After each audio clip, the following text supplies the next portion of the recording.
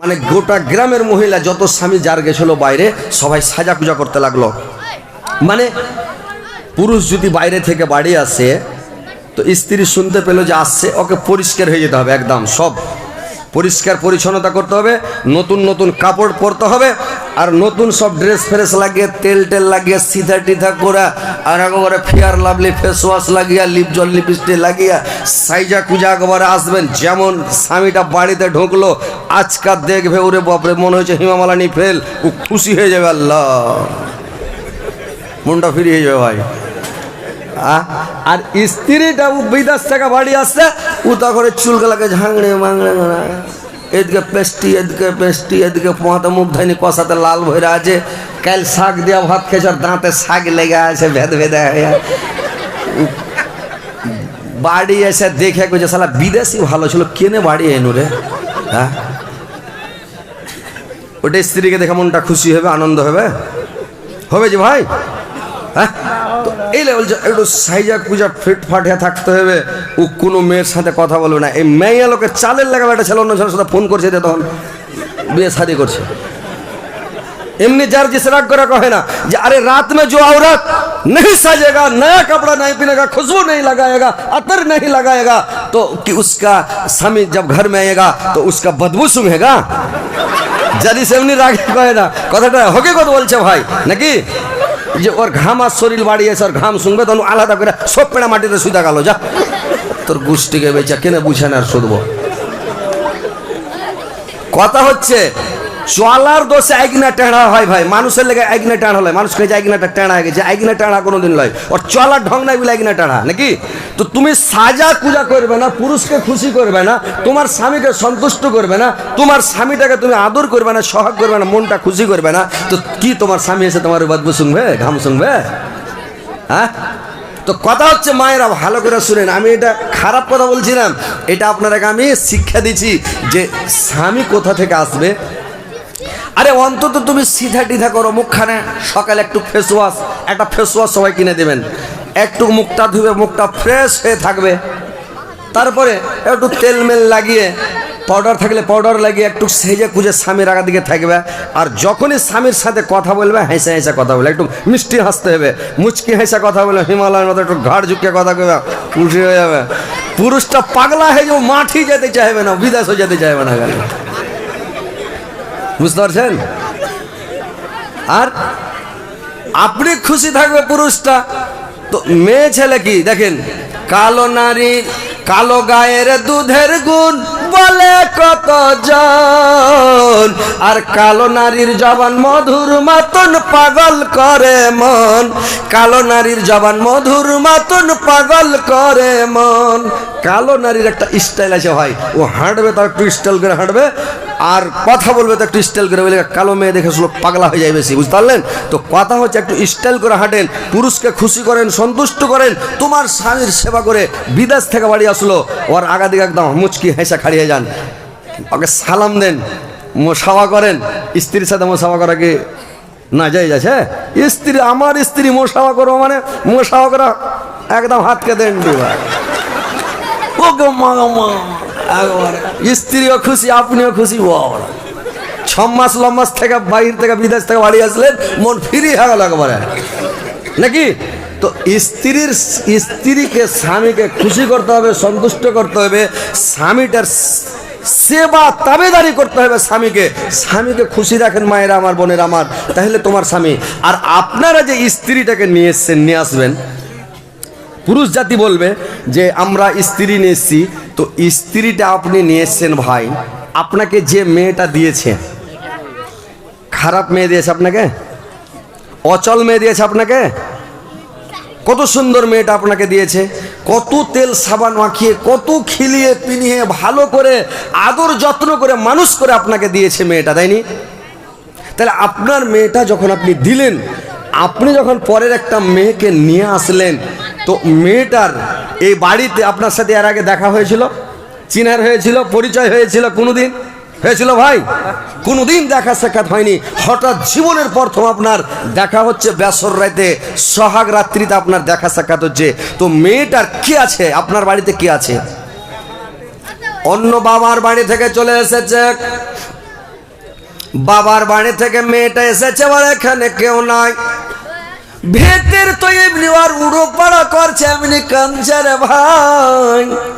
ওর মনের মধ্যে শান্তি নাই, সব সময় চিন্তায় চিন্তিত। আল্লাহ, আমার বাপ মা বিয়ে দিল, জানি না শুনি না, কোনো খবর নাই। আমার স্বামী আজরাইলের মতন হবে না কি না জাল্লাদের মতন হবে, না কোনো একটা ভালো মানুষের মতন হবে। আল্লাহ, আমার শাশুড়ির মেজাজটা যে কেমন হবে আল্লাহ তুমি জানো, আমি জানি না। আমার শ্বশুরের মেজাজ কেমন, রাগ কেমন আল্লাহ আমি জানি না। আমার ননদের মেজাজ কেমন, ওর চাল চরিত্র কেমন আল্লাহ আমি জানি না। আল্লাহ, গোটা পরিবারের কারোর খবর জানি না আল্লাহ। কিন্তু যখন নতুন বউ আসলো ভাই, যখন স্ত্রীকে নিয়ে আসলেন, আপনি স্ত্রীটার উপরে মায়া করেন, দয়া করেন, ভালোবাসা দেন, আদর করেন, সহগ করেন। কারণ নিজের মাকে ছেড়ে চলে এসেছে, বাপকে ছেড়ে এসেছে, নিজের বোনকে ছেড়ে এসেছে, নিজের পরিবারকে ছেড়ে একটা পাখির মতন, উড়ান্ত পাখির মতো তোমার বাড়িতে চলে এসেছে।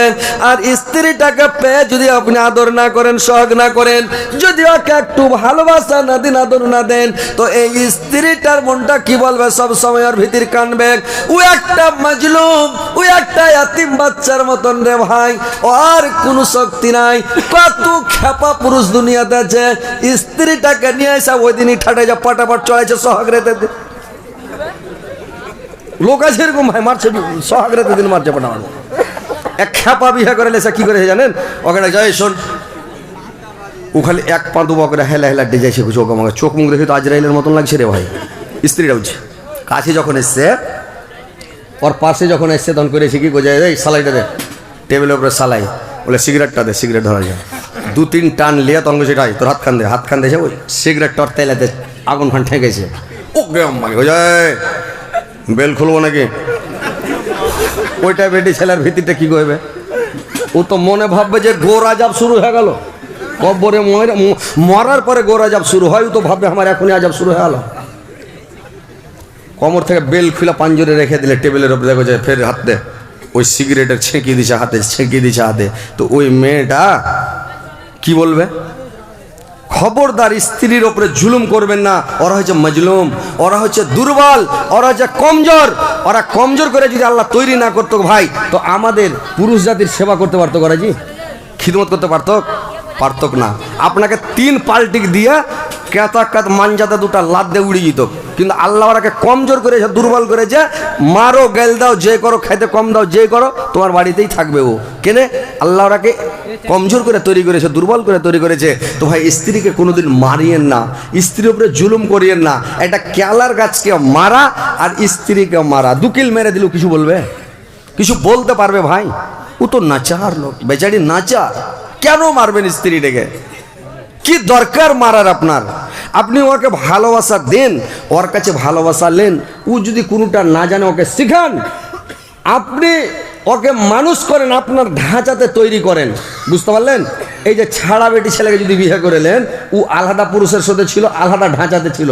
আর আপনি যে ছেড়ে দিয়েছেন, আপনার স্ত্রী আপনার আলাদা ঢাঁচা, মেট খাবে না, দুজনাতে খালি হুড়াহুড়ি শুরু হয়ে যাবে।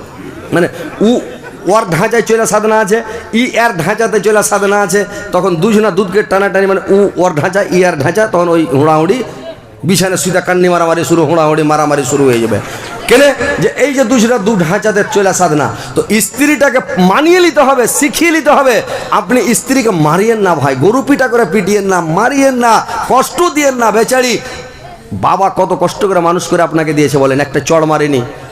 মেয়ে যা খেতে চেয়েছে, যেটাই খেতে চেয়েছে ওটাই খাবার দিয়েছে, যেটাই পিনতে চেয়েছে ওটাই পিনার দিয়েছে রে ভাই। বাবা কত আদর করে, যত্ন করে বেটিকে মানুষ করে দেয়। আর মানুষ করে বেটি যখন দিয়েছে, আপনি যদি মারেন, পৃথিবীর কোনো বাবা যদি শুনিলাই আমার বেটিকে আমার জামাই মেরেছে, ওর কলজা খান্ডা থরথর করবে ভাই। কোনো বাবা পৃথিবীতে সহ্য করতে পারবে না যে আমার মেয়েকে, আমার বেটিকে মেরেছে। আল্লাহ কত মেরেছে, কিভাবে মেরেছে, আর ভেতর খালি তড়বে সুবহানাল্লাহ। তো ভাইরা, আমার স্ত্রীকে কোনোদিন মারবেন না, বেটিকে জিন্দগিতে কোনোদিন মারবেন না। আল্লাহর নবী বেটিকে ইজ্জত শিখিয়েছেন। বেটি বেটির মর্যাদা দিয়েছেন, যার দুটা মানে 7 বেটি সে জান্নাতি, 6 বেটির বাপ জান্নাতি, 5 বেটির বাপ জান্নাতি, 4 বেটির বাপ জান্নাতি, 3 বেটির বাপ জান্নাতি, 2 বেটির বাপ জান্নাতি, একটা বেটি যার আছে ও জান্নাতি। যার বেটি নাই ওর ব্যাপারে আল্লাহর নবী কিছু বলেননি, যে কি হবে না হবে বুঝবে। কিন্তু ভাইরা আমার বেটির মর্যাদা দিয়েছেন, আপনি বেটির মর্যাদা বুঝেন, আপনি স্ত্রীর মর্যাদা দেন, পরের বেটিকে নিয়েছেন, আপনার বেটি পরকে দিবেন। আপনার জামাই যদি মারে সেদিন আপনার ভিতরটা কেমন করবে? তো ভাই আমার পরের বেটিকে কোনোদিন মানিয়েন না, আর পরের বেটিকে আদা কুচলা করে ঠাটাবেন না ভাই, কারণ ওরা কমজোর দুর্বল। আল্লাহ ওরাকে দুর্বল করে তৈরি করেছে, কমজোর করে তৈরি করেছে। কিসের জন্য? সিরিফ আপনার জন্য, যে আপনি খ্যাঁকড় মারলে খ্যাঁকড়টা সইতে পারবে না, ডরে কাঁপবে দরদর করে। আপনার জন্য চা বানিয়ে নিয়ে আসবে, আপনার জন্য পানি গরম করে নিয়ে আসবে। পুষ মাসে ঠান্ডাতে আপনি উঠতে পারেন না, শুয়ে আছেন, কিন্তু বলে পানি গরম করলে পানি গরম করে নিয়ে আসবে। আপনাকে গরম গরম খাবার দিবে, গরমের সময় পাখা করবে, বাতাস করবে, আপনাকে খিলাবে, আনন্দ দিবে। কেন?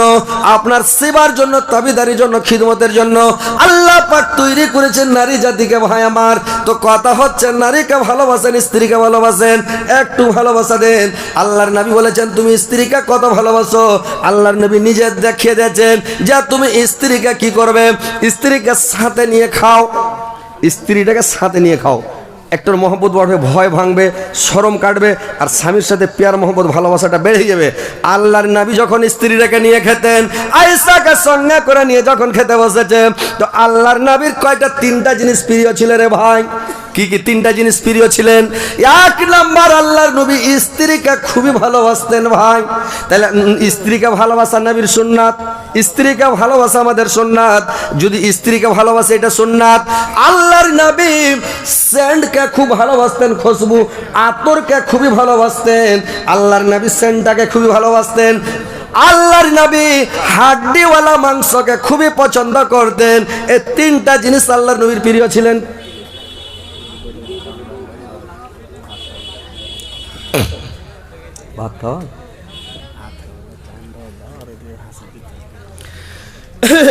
থামেন, 12টা যদি ছেড়ে দেবো কিন্তু ছেড়ে দেবো, খালি চান্দা কথা হয়েছে ভাই, একটু জমাইতে দেন। যদি পট করে সাপের আগা দিয়ে যদি খপ করে টুটি ধরলেন, সাপ মেরে দিবে, কিচ্ছু বুঝবে না, ছো মেরে দিবে নাকি। সাপের আগা দিয়ে আগে বিন বাজান, বিন বাজাতে বাজাতে বাজাতে যখন সাপ পাগলা হয়ে যাবে তখন ওকে ধরেন, কিছু পাবে না।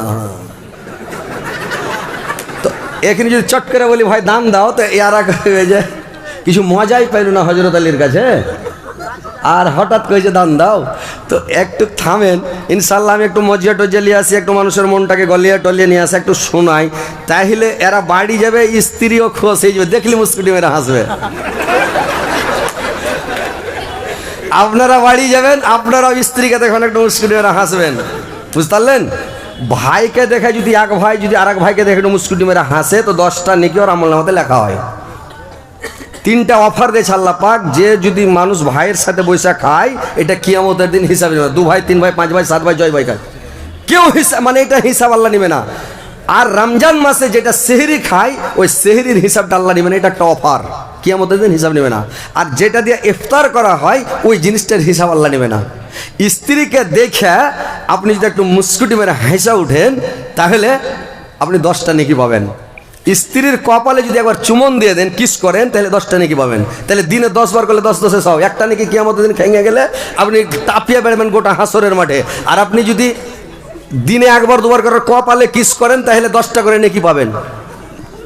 খারাপ ভাবেন আপনারা। তো এগুলা হচ্ছে নেকি। স্ত্রীকে দেখে একটু হাসবেন, স্ত্রীর সাথে সহবাস করে মিলন করে জুমার দিন যদি আপনি ওই উজুতে নামাজ পড়তে যান, আল্লাহর নবীর সাহাবীরা কি করতেন? পাটাকে ছোট করে হাঁটতেন, ড্যাংটা বড় করতেন না। তার মানে প্রত্যেক ড্যাংয়ের বদলে কবুল হজের নেকি আল্লাহ পাক দিবেন। জুমার দিন স্ত্রীর সাথে সহবাস করে ফরজ গোসল করে একদম সেন্ট ফোন লাগিয়ে বডি স্প্রে ফসফস করে দিয়া, একেবারে সুরমা টুরমা দিয়া, জুমার দিনকে ঈদের দিন বলা হয়েছে ভাই। জুমার দিনটা হলো ঈদের দিন, খুশি মানান। আল্লাহর নবীর একটা জুব্বা ছিলেন, তো শুধু ঈদের 2 ঈদ, ঈদুল ফিতর, ঈদুল জুহা, আর 2টা ঈদের দিন গায়ে দিতেন, আর প্রত্যেক জুমাতে গায়ে দিতেন। তো আল্লাহর রাসূল বলেছেন তোমরা একটা পোশাক আলাদা রাখো। এখন কোন মানুষ করছে? এটা একটা নবীর সুন্নাত। একটা জামা ভালো দেখে আপনি রেখে দেন না, খালি জুমার দিন গায়ে দিবেন। জুমার দিন পরে নিলেন পাঞ্জাবিটা, জুমা পড়তে চলে গেলেন, একটু সেন্ট ফেন্ট লাগিয়ে চলে গেলেন। ঈদের দিন জুমাটা পড়লেন, পা ছোট করে করে সাহাবীরা হাঁটতো। জিজ্ঞাসা করছে যে আপনারা ছোট করে পা কেন করছেন? যে প্রত্যেক পায়ের বদলে যে হেঁটেই যাবে, মোটর সাইকেলে জুমার মসজিদ যেতে হবে না, 4 চাক্কা চালিয়ে যেতে হবে না, আপনাকে সাইকেল চালিয়ে যেতে হবে না, ডাং ডাং করে দৌড়িয়ে যেতে হবে না, আপনি শান্তিভাবে হেঁটেন, একটু আগে হাঁটেন আর আগা কাতারে যায় বসেন। আগা কাতারে যা বসেন, একটা উট সাদকা করার নাকি পাবেন। তার পরা কাতারে যারা যাবে তারপরে যাবে ওর একটা ভুঁস, তারপরে গরু, তারপরে বকরি, তারপরে মুরগি, তারপরে ডিম, তারপরে ঘোড়ার ডিম, কিচ্ছু পাবে না ও। যখন আজান হয়ে যাবে ফেরেশতারা খাতা পত্র বন্ধ করে বসে যাবে, কোনো নাকি নেই। আর ওরা জিজ্ঞাসা করেন, মাওলানারা বসে আছে, জিজ্ঞাসা করবেন একেবারে সহি হাদিস। এগুলো আব্দুর রাজ্জাক চ্যালেঞ্জ দিয়ে দিয়ে বলে, বুঝতে পারলেন? যে আব্দুর রাজ্জাক বাংলাদেশের আব্দুর রাজ্জাক বিন ইউসুফ বলে এগুলো চ্যালেঞ্জ দিয়ে একদম গ্যারেন্টি। তো কথা হচ্ছে ও একটা বই লিখেছে যে আদর্শ পরিবার, একটা দিয়েছে উপদেশ। এই বইগুলোতে এই যে ফজিলতগুলো, এই ঘটনাগুলো পাবেন যে আপনি যখন গেলেন তো মসজিদে যে আগা কাতারে বসেন, আগা কাতারে লোক আগে জান্নাতে যাবে জুমার দিন। এই খ্যাপারা যা পাঁচ হাত দুয়ারে গোড়ায় বসছে আগে, যাতে সালাম ফিরলে যাতে পালাইতে পারে নাকি। তো আগা কাতারে ইমামের পাশা দিকে যাওয়ার চেষ্টা করেন, তাহলে আপনি আগে জান্নাতে যাবেন। তার পরা কাতারে যে বসবে জুমার দিন, তার ওই লোকটি শেষ হবে জান্নাতে দিয়ে, তারপরে এরা তার পরা কাতারে যাবে, তারপর তার পরা কাতারের লোক এরা যা শেষ হবে তারপরে যাবে। এই করতে করতে মানে যে পাশে বসবে সব পাশে জান্নাত যাবে। তো জান্নাতে আপনারা কি পাশে যেতে চাহেন? উহুদ যুদ্ধে সাহাবীরা কি করেছে, যুদ্ধের ময়দানে এরা খেজুর খাচ্ছে। তা আল্লাহ নবী বলছে, হুজুর কিসের সেন্ট পাচ্ছি, একদম সেন্ট আসছে ভালো। তো বলছে সেন্ট আসছে, এটা জান্নাতের সেন্ট। কি বলছে, খেজুর খেলে তো জান্নাতে যেতে দেরি হয়ে যাবে। খেজুরটিকে চালিয়ে ফেলা, লাফিয়ে পড়া হলো যুদ্ধের ময়দানে। যুদ্ধ করতে করতে শহীদ হয়ে গেল, জান্নাতে চলে গেল। এখনকার লোক বলবে যে একটু খেজুরটি খেয়ে এলি ভালো করে, নাকি খেজুরটি খেয়ে এলি। তো দেখেন ওরা জান্নাতের লেগে পাগল হয়েছে, খাটছেন, মেহনত করছেন, কিন্তু টাকা কম নেবেন, নাকি কম নেবেন কেন? আপনি জুমার দিন আপনি ফরজ গোসল করে যেতে পারবেন না মসজিদে? আপনি একটু সকালে 10-15 মিনিট আগে, 20 মিনিট আগে বাড়িয়ে যেতে পারবেন না মসজিদে? আগা কাতারে যা বসতে পারবেন না আপনি মসজিদে? জান্নাতে যাবেন আগে। তো কথা হলো আপনারা এইগুলো আপনারা নেকি করেন ভাই। তো কথা হচ্ছে বলার কথা অনেক, কি বলবো আপনারাকে।